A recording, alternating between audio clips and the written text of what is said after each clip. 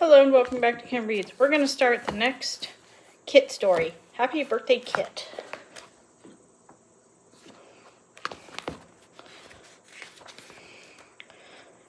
Chapter 1, Secrets and Surprises. Spring Arrivals. Kit Kitteridge grinned at the headline she had typed.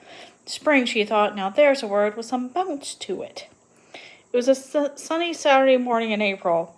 Kit was sitting at the desk in her attic room with all the windows wide open to the spring breezes.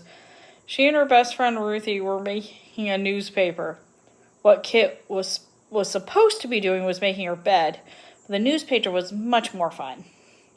Kit loved to write. She loved to call attention to what was new or important or remarkable. So as often as she could, Kit made a newspaper for everyone in her house to read. That was quite a few people these days. When Kit's dad lost his job 9 months ago because of the Depression, her family turned their home into a boarding house to earn money. 11 people were living there now. Kit's newspapers were read by her mother, dad, an older brother, Charlie, 2 nurses named Miss Hart and Miss Finney, a musician named Mr. Peck, a friend of mother's named Mrs. Howard, and her son Sterling, who was Kit's age. At breakfast this morning, Kit had interviewed Mr. and Mrs. Bell, an elderly couple who had just moved in. Now she was writing an article about them to help everyone get to know them. Let's all welcome Mr. and Mrs. Bell, Kit typed. She stopped. Hey, Ruthie, she asked, does welcome have 1 L or 2? Ruthie started to answer, but suddenly a gust of wind blew in through the window, swooped up all the papers on Kit's desk, and set them flying around the room like a gigantic, clumsy butterflies. Ruthie and Kit both yelped. They sprang up to chase the papers and heard someone laughing. It was Sterling. Close the windows, he said. Too late for that, said Kit, laughing with him. By now the papers had fluttered to the floor. Kit and Ruthie and Sterling knelt down to collect them. Sterling held up a page that had been cut from a magazine. What's this? He asked.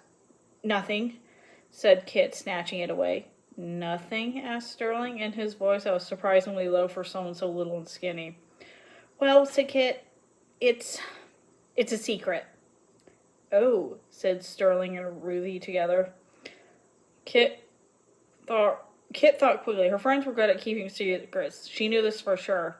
They were trustworthy, and they never laugh at her. She decided to let them in on her secret. Promise you won't tell? She said. Promise, said Ruthie, crossing her heart. Me too, said Sterling. Kit stood next to him so that they could all look at the magazine page together. It's a picture of a birthday party for a movie star's child, she said. See, some of the kids are riding horses and some of them are playing bows and arrows, and they're all dressed like characters from Robin Hood. Your favorite book, said Ruthie. Oh, I love these pictures. Look at the trees, said Kit enthusiastically. These are ropes so the kids can swing from tree to tree like Robin Hood and his men.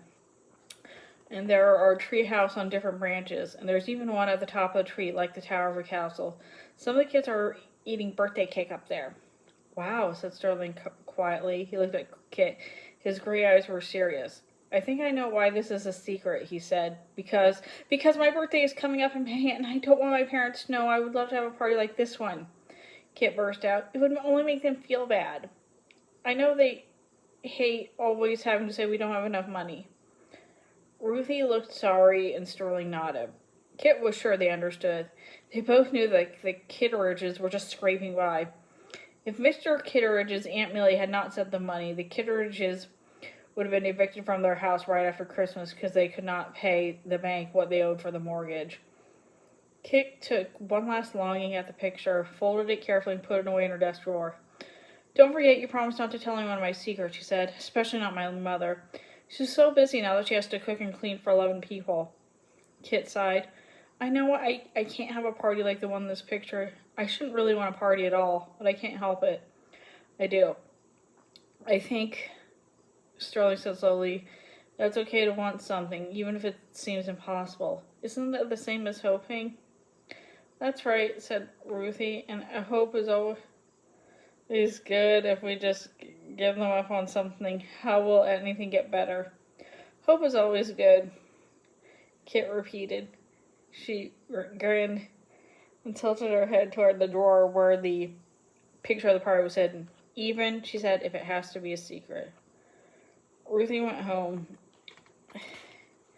and Kit put Sterling to work drawing a mitt, bat, cap, and a ball to go with an article shirt for a paper on the Cincinnati Reds, the baseball team she and Sterling liked best.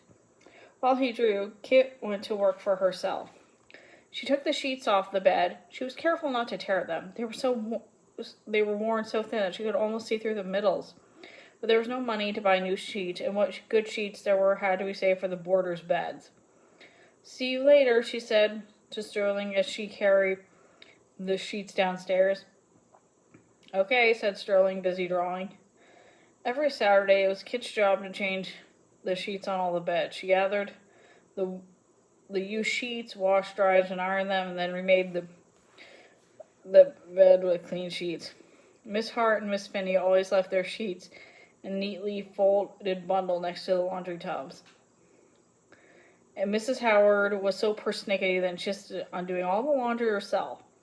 Even so, by the time Kit had gathered the rest of the sheets in the pillowcases, this morning the pile was so big that she could hardly see over the top of it. She couldn't help feeling exasperated when, as she headed to the laundry tubs in the basement, the doorbell rang. "I'll get it," she called. Kit waddled to the door and fumbled with the knob. Sheets began to fill, so she hooked her foot around the door to swing it open. When she saw who was standing outside, Kit dropped a pile of sheets and flung her arms open wide. "Aunt Millie!" she cried as she plunged into a hug. "What a great surprise!" "Margaret Mildred Kitteridge," said Aunt Millie, using Kit's whole name. "Let me look at you." She stepped back and eyed Kit from head to toe. "Heavenly day!" she exclaimed. "You've sprung up like a weed. You must be 2 feet taller than when I saw you last July, and still the prettiest child there ever was. It's worth a trip from Kentucky just to see you." "I'm glad to see you too," said Kit, practically dancing with excitement as she led Aunt Millie inside. "I didn't know you were coming." "No one did," said Aunt Millie. "I just took it in my head to come, and here I am, blown in on the breeze like a bug. Now where are your dad and mother, and your handsome brother?" "Charlie's at work, but he'll be home soon," said Kit. "Mother and Dad are cleaning out the garage. We're so crowded in the house now with all the boarders. We need room out there for storage."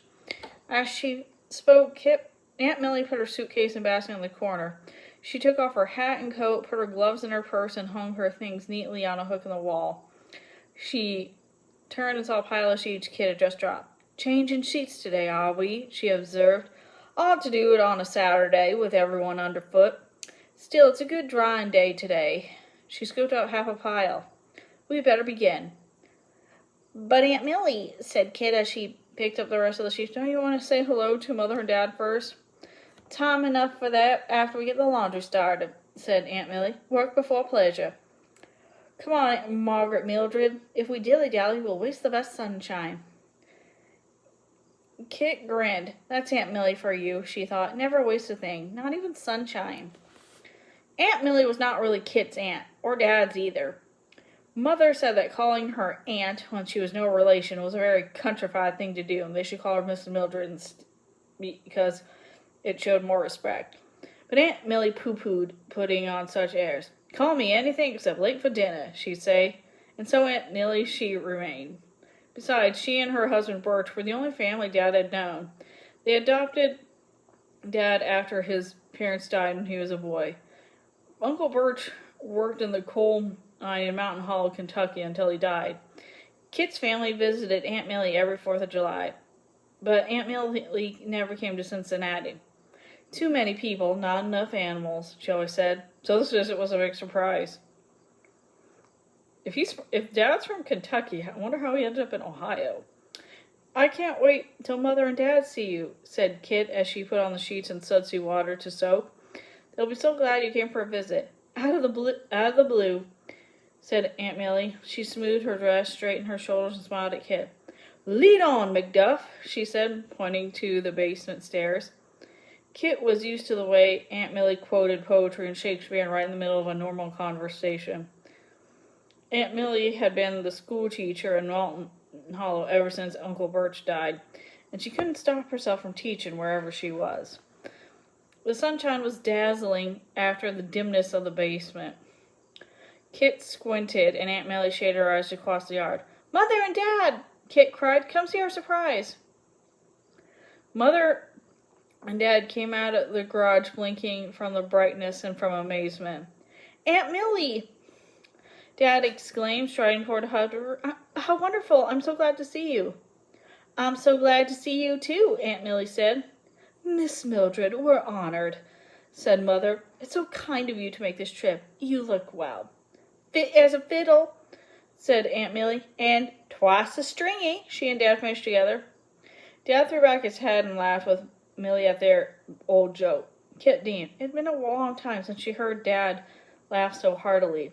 Nothing could make him laugh the way Aunt Millie could. "I never thought I'd live to see the day you'd leave your home and come to the city," Dad said to Aunt Millie. "How's everybody in Mountain Hollow?" "We've been through tough times before," said Aunt Millie.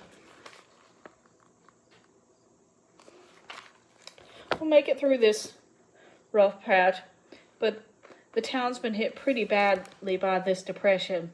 Last week they closed the mine, just couldn't make any money from it. When they shut down the mine, they closed down the school, and of course my house went with my job, so I lost it too." "Oh no!" exclaimed Dad, Mother, and Kit. But Aunt Millie did not sound the least bit sorry for herself. "My friend Myrtle Peabody's been after me for years to live with her," she said, "so I guess that's what I'll do." She smiled at Kit and tousled her hair. "I just thought I'd come and see how you fine folks are doing for a while first." "You are very welcome," said Dad. "Stay as long as you like." "Yes," Mother said. "You'll stay in our room while you're here. Kit can take you there now for a rest. You must be tired from traveling." "Heavenly day, Margaret," said Aunt Millie. "I'm not the least bit tired, and you needn't treat me like company. I wouldn't dream of taking your room. I can park my bones any place. Just put me in a corner somewhere." "Dear me, no," said Mother. She smiled, but Kit saw that she was worried. "Poor Mother," thought Kit. "She wants to make Aunt Millie comfortable, but we don't have a room to put her in. The house is full of boarders." "Aunt Millie can share with me," Kit offered. "There's plenty of room in my attic and an extra bed we can set up." That'll be Jim Dandy," said Aunt Millie. "I guess it'll do," said Mother, "since it's just for a while." "Come on, Aunt Millie," said Kit, taking her hand. "I'll show you to the attic. You can meet Sterling. He's up there now drawing illustrations for a paper." She grinned. "After I finish the laundry, I'll write an article about you." Sterling and Aunt Millie liked each other right away. Aunt Millie was a Cincinnati Reds fan, too. When she praised Sterling's baseball drawings, he turned pink with pride. After Sterling left, Aunt Millie said to Kit, "That boy's as scrawny as a plucked chicken now. But you mark my words, he'll grow into that voice and those ears and elbows someday. And when he does, he'll be a handsome fellow." Kit giggled at the impossible thought of Pipsqueak Sterling ever being handsome. But Aunt Millie had a way of seeing the potential in people and bringing the best out of them, too. At first, when Dad introduced her to all the boys at dinner, everyone was shy. They didn't know what to make of Aunt Millie, with her wispy white hair, cheeks as red as scrubbed apples, her twangy Kentucky accent, her funny expressions, and a quote that sprang out unexpectedly. When Aunt Millie passed Mr. Peck the mashed potatoes, she said, "Here, son, you've got that lean and hungry look." Mr. Peck smiled, but he looked bewildered. So did everyone else. "That's a quote from Shakespeare," Kit explained. "Julius Caesar," said Aunt Millie. She turned to Mr. and Mrs. Bell. "Didn't I read in Kit's newspaper that you act in some of Shakespeare's plays?" "Indeed we have," said Mr. Bell. "Please tell us about it," said Aunt Millie, looking very interested. Mrs. Bell told a funny story about how Mr. Bell tripped over his sword in a play. That reminded Mr. Peck of the time 3 strings of his bass fiddle popped during a concert. And that reminded Miss Finney of a patient who was an opera singer and sang whenever he called for her. Soon everyone was telling funny stories and laughing uproariously. Even Mrs. Howard, whose usual laugh was just a nervous giggle. Aunt Millie's contagious hoot was the loudest of all. Kit looked at Aunt Millie and grinned from ear to ear. When I wrote my headline this morning, Kit thought, I never guessed who the very best and most surprising spring arrival of all would be. And that's the end of that chapter. See you later.